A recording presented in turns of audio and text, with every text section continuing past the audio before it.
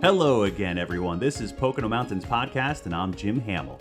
And this is the third episode in a row dedicated to the Pocono Beverage Trail. So far, we've visited some of the premier breweries in the Poconos, including Wallenpaupack Brewing Company in Hawley and Barley Creek Brewing, which also distills its own spirits in Tannersville. Then we went on a winery tour of Sorrenti, Tolino, Three Hammers Winery, and others. And on this episode, we'll visit one more vineyard that not only creates some delicious wine, but also brews beer and distills spirits, as we talk distilleries in the Pocono Mountains. The Poconos is a year-round destination for millions, and with 2,400 square miles of mountains, forests, lakes, and rivers, with historic downtowns and iconic family resorts, it's the perfect getaway for a weekend or an entire week. You can always find out more on PoconoMountains.com or watch Pocono Television Network streaming live 24/7. That's at PoconoTelevision.com, and you can also download the PTN app on both Roku and Fire TV. Thanks for listening to Pocono Mountains Podcast. We will have a new episode each week highlighting lots of the fun things you can experience while you're visiting the Poconos. Subscribe to Pocono Mountains Podcast and leave a review and or comment on whatever platform you listen. Now for Chris Barrett as he visits Mountain View Vineyard Winery, Brewery, and Distillery. Not once, but twice. And then Chris stops by Silverback Distillery located near East Stroudsburg to sample some craft spirits. Cheers, everyone. No, we are not in Verona, Italy. We're someplace in a vineyard in the Pocono Mountains. And look at this product in my hand. It's one of the great things that you can find right here. We just happen to be at Mountain View Vineyard. We're going to talk to the owners as they tell us about some of the great wines that they make right here in the Pocono Mountains. You're watching PTN, the Pocono Television Network. And we are back. This is PTN, the Pocono Television Network. So happy to have you here with us. We're also so happy to be at Mountain View Vineyard. We're here with the owners. We're going to talk to them about some great stuff. This is one of their most exciting days because it is a harvest day. So I don't want to take up any more time. So I'm going to turn first to Linda. Talk to us about why is this such a cool thing, the harvest? Well, it's been a year-long process from the time that the vines start to put shoots out, foliage, grapes, and we've been growing them all year, tending them in the vineyard, trying to make sure that the deer, the birds, the turkeys, the raccoons don't get our grapes. All those great things here in the All those great things here in the Poconos. So we have 30 volunteers out helping us. Every year we put it out to the general public. We have a lot of customers who come back every year to help us because it's such a fun day. It's a day for folks to get out there and make some new friends and learn what it's like to actually tend a vineyard and then crush the grapes and prepare them for the fermentation process. So it's a huge celebration for us. So it's a great experience to talk about tending a vineyard.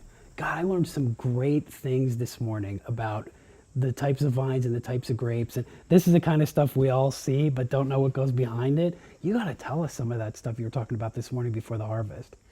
Well, we are a sustainable vineyard, so we work really hard at trying to have a very small impact on the environment. So everything we do is with the intention of minimizing any kind of erosion problems, any kind of toxic waste problems. So instead of spraying a lot of insecticides, pesticides, fungicides, we try to do things manually. We pick insects, we choose cold hardy, disease resistant types of grapevines in order so that we don't have to spray them all the time with these toxic substances. And what types of grapes do you grow here? Right now we're picking Arundels. That's a Cornell University 2006 release, and they're highly disease resistant. So funguses, we have very little problems with them. We only spray them a couple of times during the season, early in the season, and they make a really nice dry red wine. So on the table we have 4 of our wines. 3 of them were entered into a competition from the American Wine Society last fall. Noire, which is a full-bodied red, another Cornell University hybrid. This one a gold medal. We have Le Crescent, which is that's the grape variety. It's a sparkling wine that we won a silver medal for. And then Bliss, which is a dry white made from the Vidal Blanc grape. This we won a gold medal, and we also won Best in Pennsylvania for wines that were entered into the competition. So we're very proud of them. And then this wine here is called Vision, and this is a blend of 3 grapes that we aged for 3 years separately in our brandy barrels, and then we blended them together in time for the grand opening of our winery here. And it's called Vision after Randy and Linda's vision that has come to fruition. So, and it has the girl and guy goat on the front, and they're signed bottles. They're signed by the co-winemakers, signed by our artist son who created our brand, and then they're numbered. So we only had a 500 bottle release of this, and we were almost sold out. So very popular wine. You know, folks, this is one of the greatest places right here in the Pocono Mountains to experience wines. And when you think about the Pocono Mountains, that might not be something that you think about right away. But coming here and having the experience of the visit at the Mountain View Winery kind of just tells you some of the great things right here in the Pocono Mountains that you can experience. So when you do think of the Pocono Mountains, think of wines. I'm Chris Barrett for PTN. Thanks for watching. Welcome back, folks. You're watching PTN. That is the Pocono Television Network. So happy to have you here. We are at Mountain View in Stroudsburg, PA. This is, believe it or not, the trifecta of alcohol. What does that mean? The trifecta means brewery, distillery, winery, and it's just an all-around awesome place to be. We're here with Randy, the owner. I love talking to Randy because we thought that when we were talking about this segment, we thought that you might like to see how this is really done and talk to one of a guy who really knows distilling, wining, and brewing, right? How knows all of those things. And right behind us, what are we doing, Randy? You're going to be able to explain it way better than me. Here today, we are spending the day mashing the wort itself. And so in order to make some kind of product that we can ferment off, first you have to make a beer, basically. And so you saw us put grains into a mash tun, then we added hot water. That hot water actually activates the enzymes that convert the starches to sugars. And so we need to do that in order to have the yeast consume the sugar and create alcohol. So one of the things that we talked about is you have such a passion for this, and you were talking about all the experimentation you do. I think that was really fascinating. You just told me about wines and converting those when they don't work. What do you do with that? Well, in the past, if we had a wine that we didn't like the results of it, we drag it over to the distillery and we turn it into brandy. And so brandy is just a byproduct of distilling grape juice or wine, basically. With the whiskey that you're making now, how long does that whole process take? Basically, we'll have the wort produced in a day. It takes about 5 to 7 days to ferment it off. Then you turn around, and if you're going to make something like a bourbon-style whiskey, you're going to want to put it into a wood barrel, a charred wood barrel for approximately 2 years. So that adds handling time and expenses in itself. And so it's usually for a good bourbon-style whiskey, you're looking at between 2 to 6 years. Some of our brandies have been in barrel now for 7 years. We don't believe that it's all about time as much as it is about maturity. And so if our whiskey or our brandy starts to mature earlier, it happens to be in a barrel that breathes a lot, it can actually accelerate the whole process. And sometimes we can get one out after 4 or 5 years that has the same quality. Wow, so you really started as a winery, correct? We did. We actually started in the basement of our home, and I planted about 70 vines along our split rail fence, and they just took off. They grew like weeds, and so I went up and started cutting some trees down, and we put 250 vines in up on top of the hill, and they did well too. From that point on, we just continued to expand and expand until we ran out of growing room. We pretty much took down every tree we could. And then the couple that owned this 100-acre farm approached us about keeping it green and buying it from them and turning it into a vineyard. I came and looked at it, and it was just a gem. It was just a gorgeous piece of property that hadn't been touched, with some beautiful views. And so we just put it in God's hand and said, well, if we can get a loan for this kind of property, we'll go ahead and do it. And so we built this building, and while we were doing it, we decided to do it right. Let's have something for everybody. So we not only went with winemaking equipment, but we went with brewing equipment and distilling equipment. And so we packed a lot into a fairly small spot, but everybody that comes here seems to really enjoy the fact that we have all three beverages for them, and they're basically homegrown. They're homemade right here. And it's one thing that strikes me is the view is so beautiful too, and you're right in the middle of the Pocono Mountains. Do you think that having the product, growing it here in the Pocono Mountains, makes a difference with taste and quality? Yeah, actually, we do believe that, and that's why we keep planting. We're going to expand until we run out of space here. We've got 12 acres of grapes in production right now, with another 4 over on the other property, and our hope is to get another 25 or 30 acres in before too long. What's next for Mountain View, do you think? Well, at this point in time, we feel like we're in a position where we want to expand into some retail outlets. A lot of our guests, their only complaint to us is that they have to drive so far to get to us. And so we're just now in the process of expanding. We've got 2 locations that are pretty much etched in stone, with another really big location that we haven't signed anything on yet coming within the next year and a half or so. So we're just thinking we're just going to start to spread out, make it easier for people to get our product.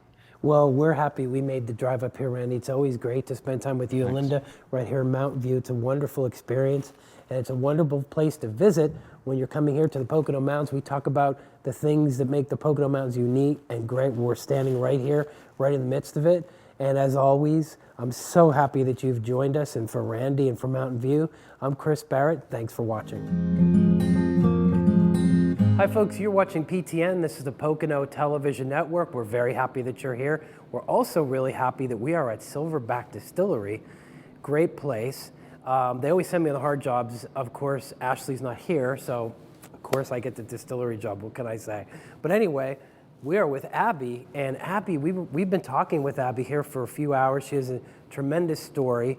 She's going to tell it way better than me. We're going to show you some really cool stuff we haven't really seen before. So Abby, please tell me about Silverback. Hi, it's great to see you. Great to see you, Chris. Thanks so much for being here. Oh, we love it. Thank you. So this excited awesome. that you came to Silverback. So we are actually the only mother-daughter distilling team in the world. So we started about 5 years ago, and now we have over 7 to 10 products that we produce. So can you show me one of the products? You said there's a special name product, correct? Yes. So this one, it's my absolute favorite. It's our Christine Ringelmann Reserve. My mother is Christine. She's our CEO and master distiller. So she is the first female master distiller to release a bourbon under her name. So it's an incredible product. And we also won Best Bourbon at the New Orleans Bourbon Festival with this product. And you see the beauty of the bottle, the stopper, is that the right way to say it? The cork. The cork, yeah. I'm sorry. They're completely custom. It's beautiful. It's a really beautiful bottle, and it's an amazing product. What is a master distiller, Abby? Because I'm not sure everybody knows what that means. So a master distiller, it's funny, when my mom started, my parents started the company, my mom apprenticed to learn how to distill, and at first she wouldn't call herself a master distiller because she didn't feel like she was at that level yet. But it really was after working with other people in the industry, working with her peers and other distillers, that it's kind of those people that put that designation on you. They're like, you are a master distiller now. For her, she had over 20 international awards, and they're like, Christine, you are a master distiller. Wow. Recognition from your peers is Yes. always the best. So what are some of these products here? We were looking at some of them. Please tell us about them. Oh, I'd love to. So when we first opened, we started with clear spirits because our whiskey was still aging. So we started with vodka and gin. Our Strange Monkey Gin is a very unique product. We actually, well, I'll start with, my mom hates gin. So, which is funny that we produced one, but it was kind of a challenge that my dad put on her that, why don't you make a gin that you like? So she cut back on the juniper. All gin has juniper. It's that piney taste that a lot of people don't like about gin. So she cut back on the juniper. She uses a lot of citrus. She also uses anise, coriander, and almond. And the almond kind of takes away some of that bitterness at the end. So with that gin, she's converted a lot of non-gin drinkers. Oh, wow. That's great. Is that product here in front of us? Yes, so this is our Strange Monkey Gin with a mandrill monkey in the back of it. So as you can see, we have a lot of fun with our branding, with our designs. Where did the name Strange Monkey come from? Where did that title come from? Strange monkey. Well, the whole silverback theme in general, silverback is my dad's nickname, and that's kind of where that came from. Okay. He went gray very early in his life. My sisters and I used to call him silverback. So from there, we decided to go with more gorilla theme. So the strange monkey was just, our gin is a very different gin. It's strange. So that's kind of where that came from. So what are the drinks we're seeing here? What are they? So you're looking at one of our most popular mini cocktail flights. So most people do full-size cocktails, which we also do, but the mini cocktails give people a chance to try a wide range of the products that we do and the different cocktails that we offer. So you can get the cocktails in the little mini sizes. We do a Shock the Monkey, which is cold brew coffee, creamer, chocolate milk with our honey rye whiskey. We do, this one's a birch bourbon here, our blackback bourbon with birch beer and a little bit of orange bitters. Then we also have, this one is our monkey drop. So That that's looks the really gin. neat, yeah. That one's fun. I love the color of that too. It looks really cool. Oh yeah. And then what is this? That's actually a bourbon, right? Yes, this is also a bourbon. It's our blackback bourbon. Wow, they look really, really great. And the whiskey, you were talking a little bit more about the whiskey, the honey, am I saying that right? Or The please, honey whiskey. Yeah, talk about that a Yeah, little. so our honey whiskey is our best-selling product, and there's a reason for it. One of them is we convert a lot of people that don't like whiskey. They actually try our honey whiskey and they're like, I can drink this. And that's what my mom loves to do, is make our products approachable, especially being a woman distiller.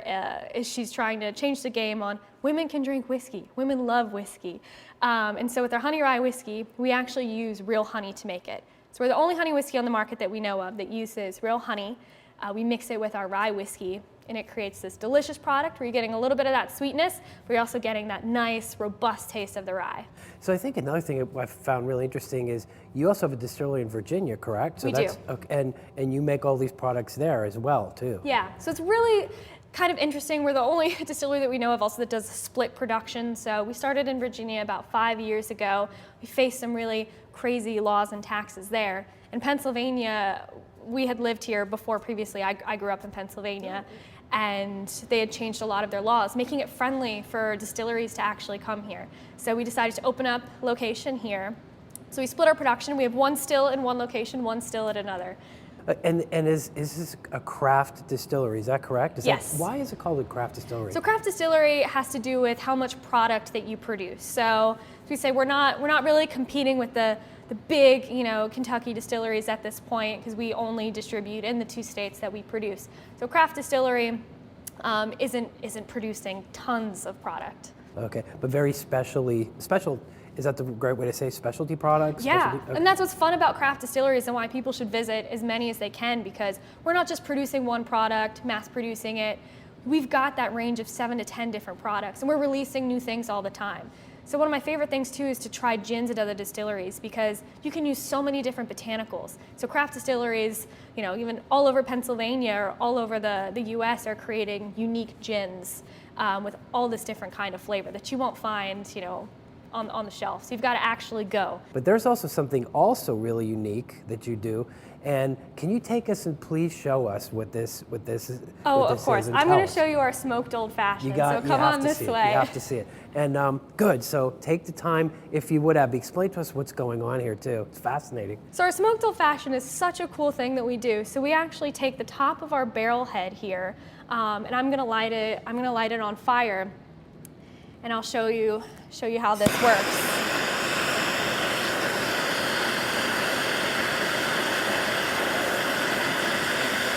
So I'm heating up the wood here, and what's going to happen is I'm going to let the smoke now fill the glass. So this is going to be a smoke-infused cocktail that we're actually using a barrel-aged top from our actual whiskey and bourbon production. So those flavors are going to get infused in the cocktail. So it's so delicious. It's one of our best-selling things that we do. And then the barrel and the smoke is more flavor, correct? That's what happens there? Oh, yes. Oh, wow. And that's what makes it neat. so unique about us doing a smoked old fashioned like this, is using our actual barrel head. And I'm going to use our blackback bourbon for our smoked old wow. fashioned. Oh, yeah. And then we create this mix of maple syrup and orange bitters. So all I do is add that in here. That's amazing. Oh yeah. Then of course you give it a nice stir.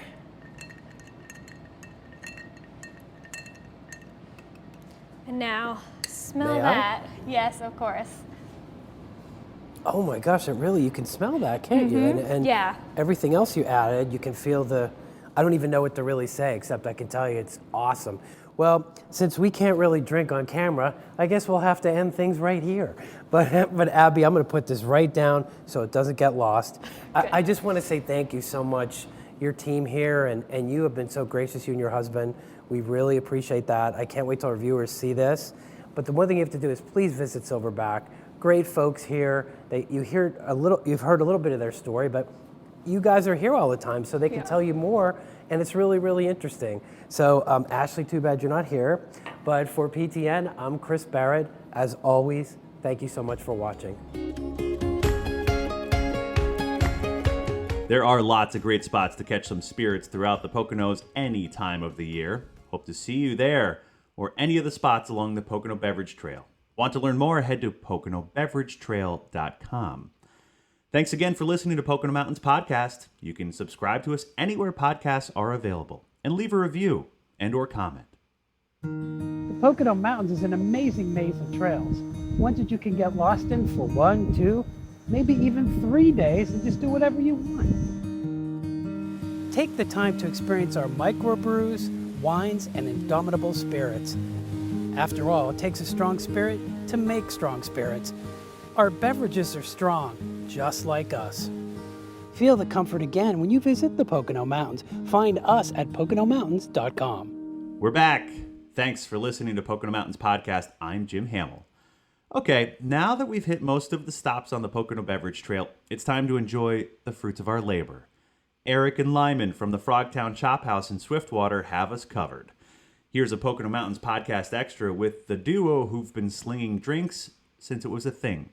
Enjoy this explainer on making a cocktail at home, or pop into one of the many breweries, wineries, distilleries, pubs, bars, and restaurants in the Poconos, and let the pros do it for you. Hey everybody, how are you? It's Eric Noon coming at you from the Frogtown Chop House in Swiftwater, Pennsylvania, and we're gonna have some fun making some cocktails that you can make at home. Now don't be scared. Some of these cocktails are pretty overwhelming when you see them made at a restaurant, but I have created the easiest way to make it at home. We are gonna start with the classic champagne cocktail made famous in 1852. It's a very, very famous cocktail that is super elegant, sophisticated, and meant for a party. Now, when I make this at the restaurant, I do tons of things, very flashy, sugar cubes. We don't have time for that. I'm gonna take 2 dashes, and the dash is my favorite. It's the pinch of your finger, all right? That is sugar. Angostura bitters. If you don't have this at home, don't freak out, because I know you have a spice cabinet. So here's what you're gonna do. You're gonna walk into your spice cabinet, you're gonna grab coriander, nutmeg, allspice, cinnamon, and you're gonna grind it down very, very coarse. Then you're gonna see if you have a vodka at home or a rum, you pick. Put about an ounce or 2 of that into it. Continue to muddle away, muddle, muddle, muddle. It's gonna create this very, very dark, beautifully smelling liquid. Strain it out. Basically, you have Angostura bitters. But if you have this at home, what the heck? Let's make it easy. Again, let's talk dashes. 2 dashes of Angostura bitters. Now, I know at home, somewhere deep in a little closet, you're gonna have some cognac, 1/4 ounce. What's a 1/4 ounce mean at home? Pretty much like that. All right, now we're gonna add the sophistication on top of the cognac, your champagne or sparkling wine, and drop in that lemon rind, and there you have it. Champagne cocktail made at home.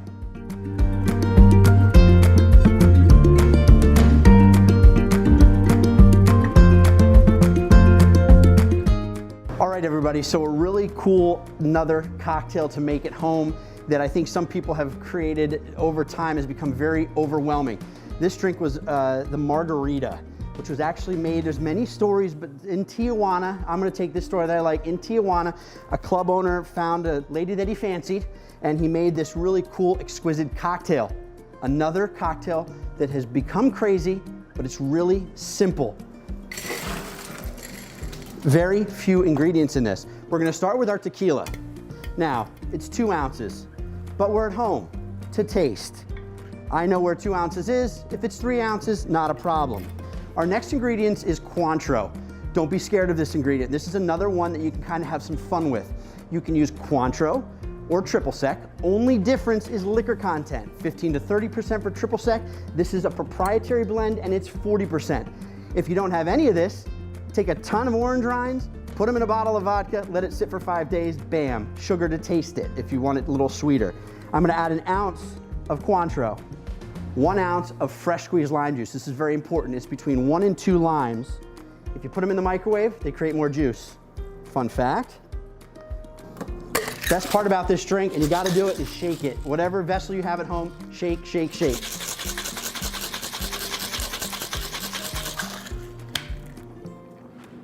Strain over ice.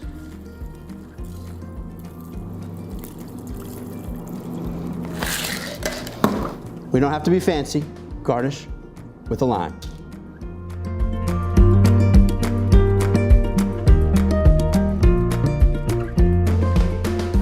Mountain View Vineyard, Winery, Brewery, and Distillery, Silverback Distillery, and the Frogtown Chop House. Just a handful of the amazing spots we have for you to experience on your next trip to the Poconos. We hope you enjoyed Pocono Mountains Podcast. On the next episode, we'll be talking all about the Tricky Triangle, the iconic Pocono Raceway, which is hosting the NASCAR doubleheader weekend at the end of this month, June 2021, including the Explore the Pocono Mountains 350. Please remember to subscribe anywhere podcasts are available. Come visit us in the Pocono Mountains. Plan your trip today.